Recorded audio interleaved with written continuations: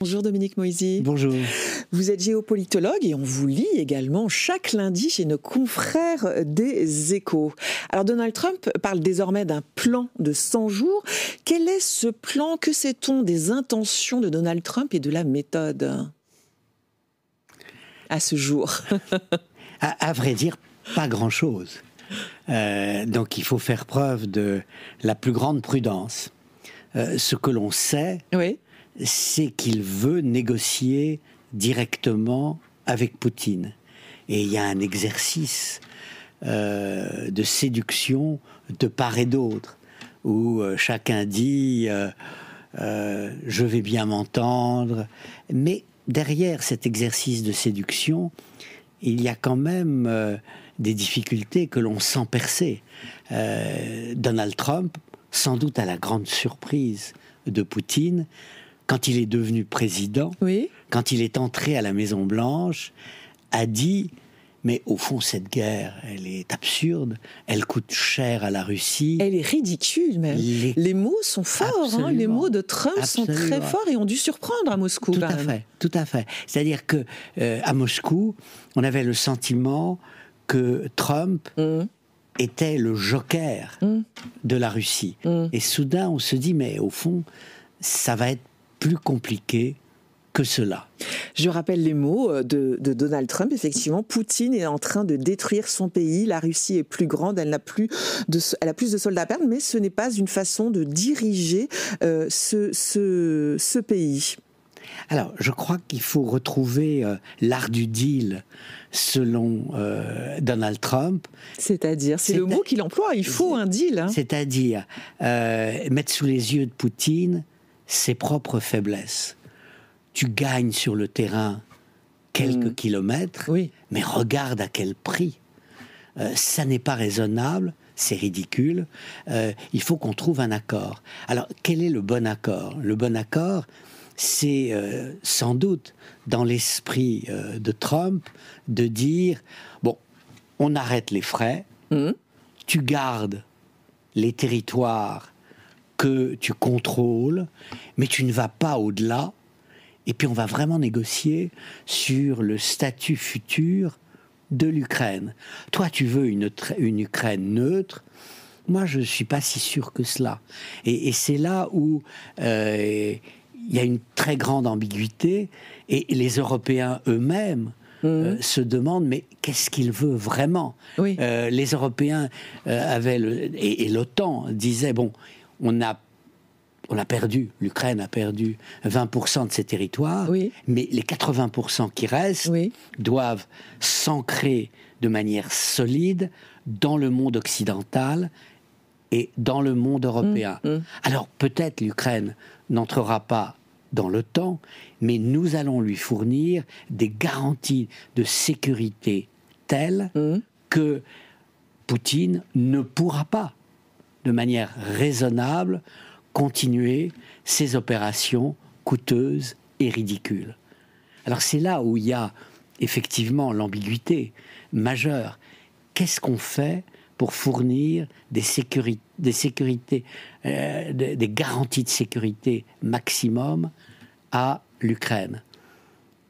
On ne peut pas la faire entrer dans l'OTAN. C'est trop gros. Ça ne passerait pas, c'est ça? Ça ne passerait pas. Oui. On peut continuer à lui fournir des armes, des équipements, mais avec le temps, ça va coûter trop cher.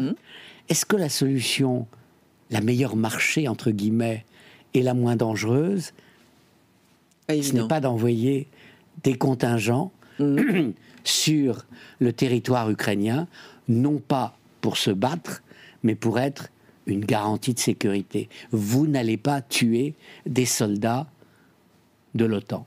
Et Zelensky, alors, pour lui, quelles sont les lignes rouges? Qu'est-ce qu'il est prêt à céder? Sur quoi il est arc-bouté? Il est sur la défensive.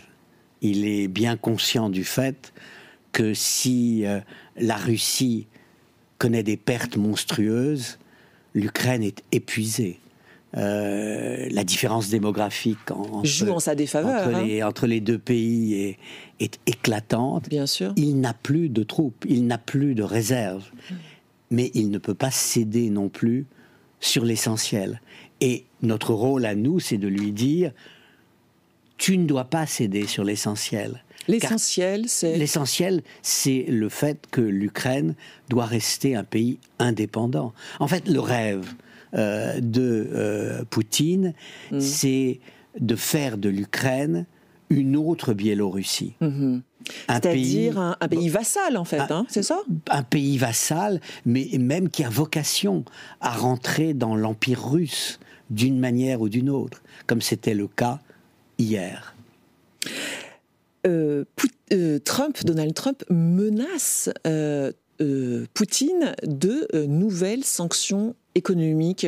De quoi s'agit-il exactement ?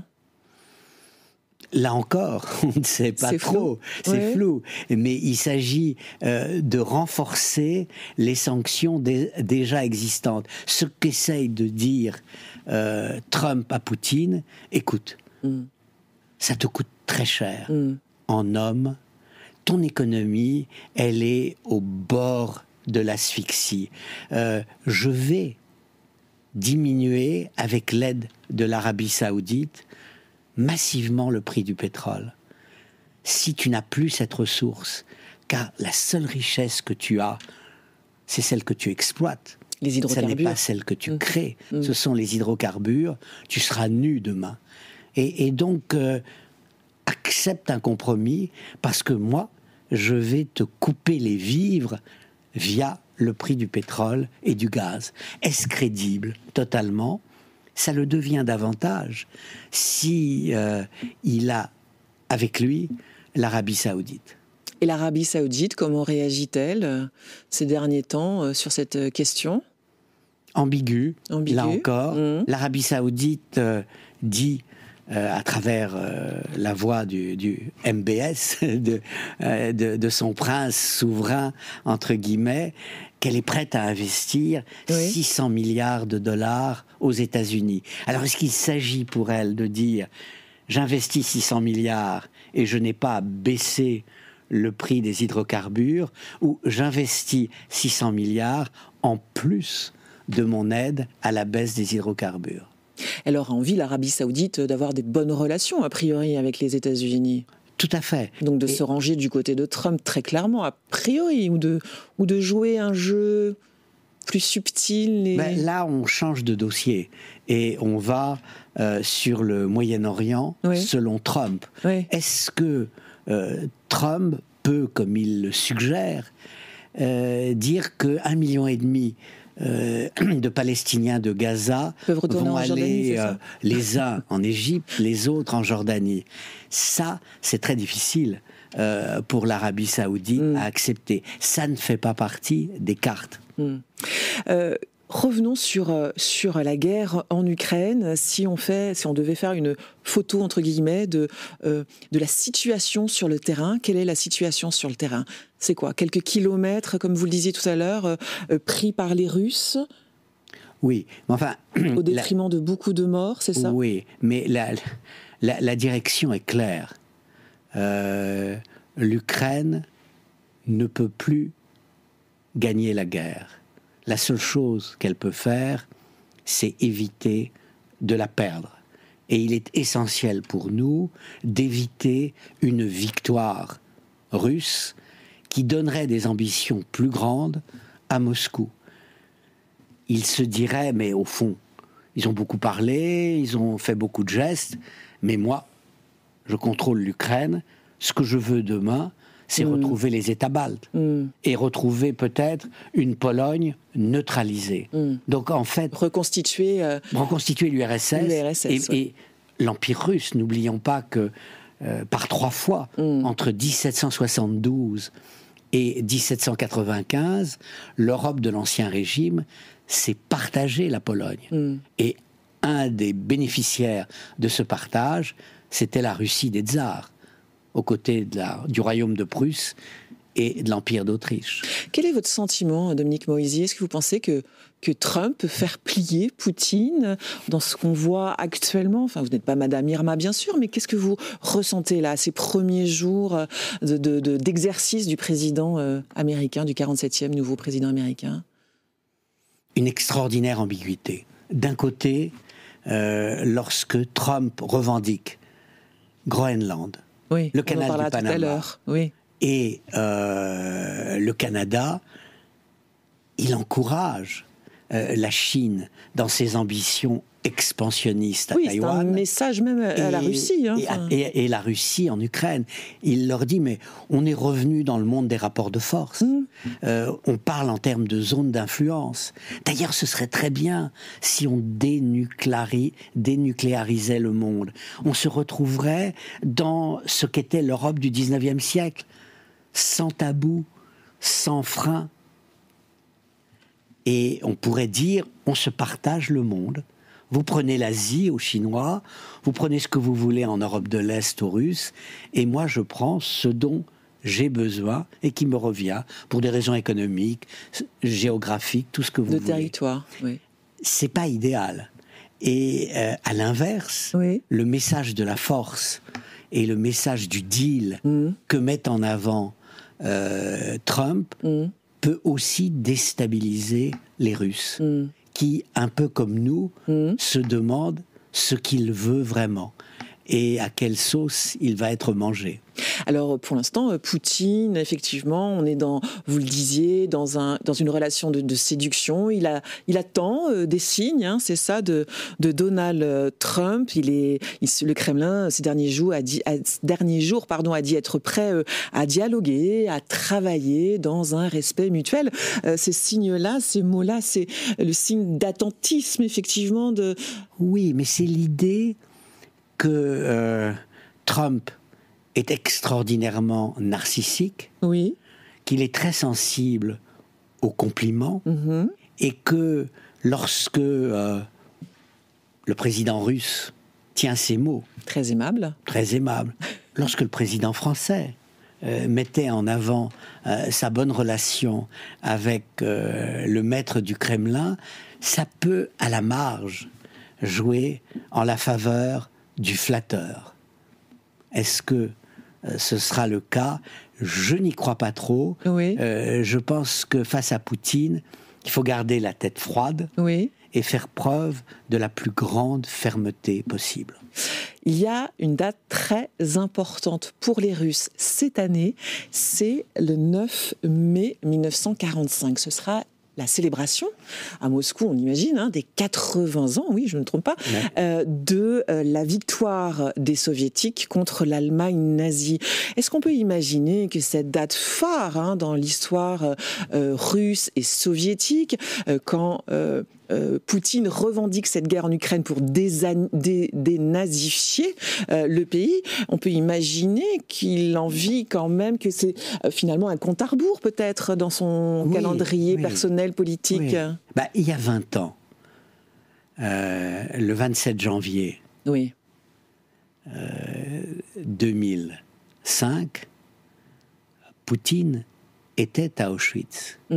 Et il souhaite que dans quelques mois, les grands de ce monde soient à Moscou, avec l'idée que on ne peut pas retirer cette grandeur passée à la Russie d'aujourd'hui, que, entre guillemets, le présent ne saurait prendre en otage le passé. Au jour d'aujourd'hui, je ne vois pas les dirigeants occidentaux être à Moscou demain. Et le prix à payer pour qu'ils y soient me paraît sans doute trop grand pour Poutine dans les mois qui viennent. Et puis il y a une autre date, c'est le 22 février prochain. Ce sera les 3 ans de cette guerre qui a commencé entre l'Ukraine et la Russie, le début de l'agression de la Russie vis-à-vis de l'Ukraine. Oui. Les grandes guerres durent souvent 4 ans. Première guerre mondiale, Deuxième guerre mondiale. Est-ce que ce sera le cas pour ce qui a été le grand retour de la guerre en Europe depuis la fin de la Deuxième Guerre mondiale? Peut-être elle se terminera avant cette guerre. Pas avant le 24 février prochain, mais avant les 4 ans, vous diriez? Avant les 4 ans. Vous êtes un peu optimiste? Quel est votre état d'esprit vis-à-vis de ce conflit? Je ne sais pas, j'ai l'impression que des deux côtés quand même, Les choses on est au s'accélèrent. bord de l'épuisement. Oui. Et que l'essentiel est de convaincre Poutine qu'il a déjà beaucoup gagné et qu'il ne peut pas gagner plus. Et que s'il poursuit, il perdra. Et l'essentiel est aussi de convaincre les Ukrainiens que les 80% de territoires qu'ils conservent seront démocratiques, seront indépendants. Et ça, bien entendu, ça suppose de la fermeté et de l'unité de notre part. De la part de nous, du monde occidental. Les Européens. Merci Dominique Moïsi d'avoir été avec nous. Je rappelle le titre de votre dernier livre, Le triomphe des émotions, et c'est aux éditions Robert Laffont. Merci beaucoup. Merci à vous.